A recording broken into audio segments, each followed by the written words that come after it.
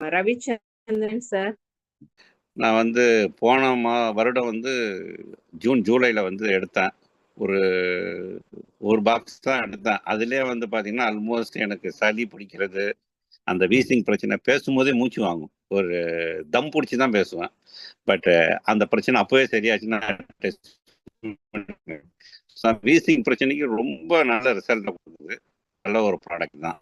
இப்ப செகண்ட் ரவுண்டே இப்போ ஒரு இது எடுத்திருக்கேன். எதுக்குன்னா பைல்ஸ் பிரச்சனை. அதாவது இப்ப நீங்க நம்ப மாட்டீங்க. 3 நாள் வந்து படாத பாடு பட்டேன். படாத பாடுன்னா, அந்த பைல்ஸ் இருக்கிற இடத்துல அவ்வளோ ஒரு பயங்கரமான வலி. பட் நான் தெரிஞ்சுக்கிட்டேன். அந்த வலி குடுத்ததுன்னா, அதுக்கு ஒரு ரிசல்ட் இருக்குன்னு. அது மாரி 3 நாளைக்கு அப்புறம் எந்த ஒரு பிரச்சனையும் இல்ல. 2வது நைட்ல ஏசி போட்டு தூங்குறதுனால, உள்ள வந்து ஃப்ரீயா ஏரேஷன் கிடையாது. ஸோ, அதனால வந்து உள்ள இருக்கக்கூடிய ஒரு செல்லு என்கிட்ட சொல்லுது, "டேய் நான் கஷ்டப்படுறேன்டா, ஏந்திர்றா, ஏந்திர்றான்னு" என்ன தட்டி எழுப்புது. 2 மணிக்கு எந்திச்சுப்பேன். போய் சுடு தண்ணி கால்ல ஊத்துவேன்.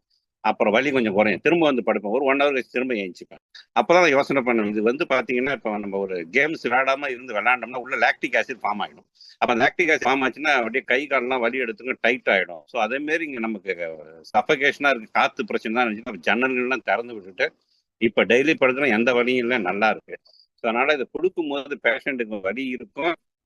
அந்த வலிய தாங்கிங்க. தாங்க முடியலன்னா மாத்திரை போட்டுங்க. பட் ரூம்ல வந்து ஏரேஷன் இருக்கான்னு பார்த்துங்க. அது ஒரு பாயிண்ட் சொன்னீங்கன்னா கொஞ்சம் நல்லா இருக்கும்னு சொல்றேன். ஸோ, இப்ப வந்து பார்த்தீங்கன்னா, பைல்ஸ் பிரச்சனை ஆல்மோஸ்ட் இந்த மாரி நான் ஃபீல் பண்ண ஒரு பாக்ஸ் முடிக்கிறேன். இது என்னுடைய டெஸ்டிமோனி.